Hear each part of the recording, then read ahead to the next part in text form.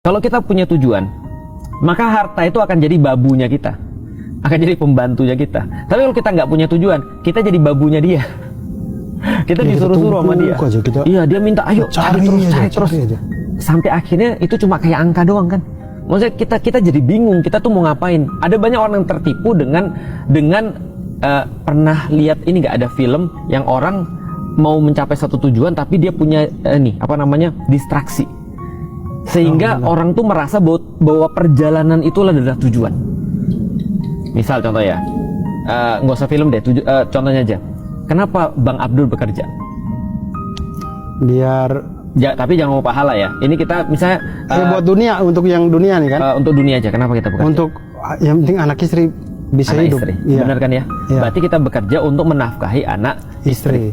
Pertanyaannya, berapa banyak laki-laki yang pergi bekerja terus pulang dia bilang, urus anakmu, aku udah capek.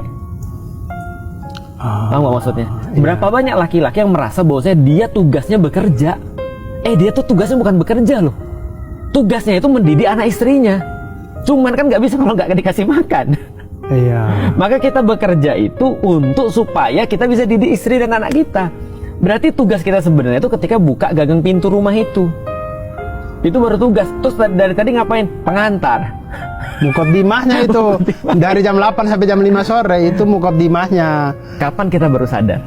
Kapan biasa orang baru sadar bahwa kayaknya aku terjebak dalam suatu perantara deh. Kenapa aku terjebak pada sesuatu yang harusnya bukan jadi tujuanku? Ketika udah hilang kan? Iya. Ketika anaknya hilang, dia baru berpikir harusnya aku lebih banyak waktunya sama dia. Iya. Untuk apa? Atau ketika anak kita salah langkah. Benar. Baru kita sadar, aduh kenapa selama ini saya nggak itu. Cuman masih bisa balik lagi kan? Tapi kalau mati kan pemutus semuanya. Nah, bagaimana caranya kita tuh menyadari itu semua sebelum kita mati? Itulah ilmu. Maka ilmu itu membuat kita akhirnya ngelihat dunia itu.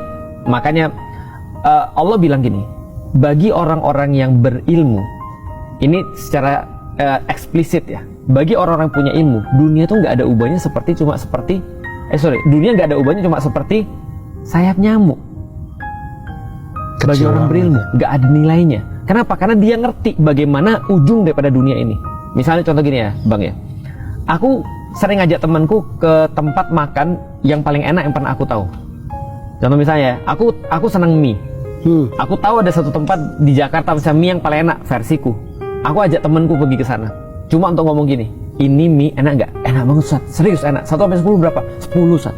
Aku bilang, inilah ujung daripada permian di dunia. Jadi kalau kamu mau lebih enak lagi, nanti masuk surga.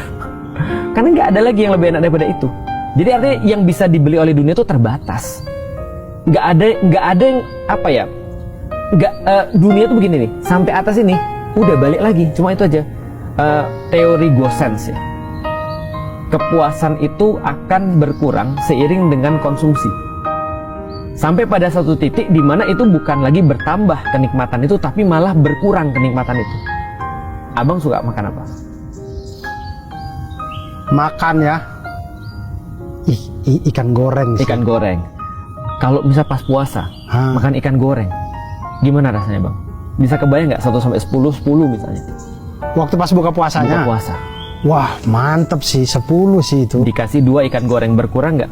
Ketika kita makan ikan yang pertama 10 nih, makan ikan yang kedua 8 lah ya. Udah.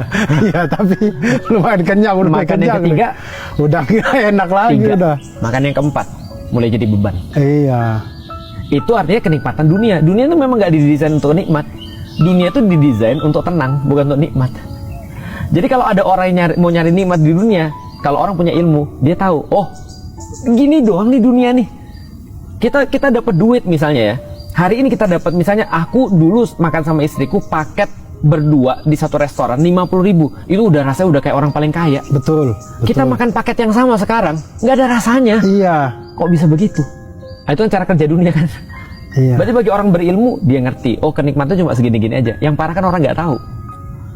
Kalau orang nggak tahu, dia merasa itu adalah semuanya. Akhirnya dia tertipu akan itu kan. Nah itu ilmu tuh gunanya untuk tadi. Dan menjadi tidak takut dengan mati harusnya.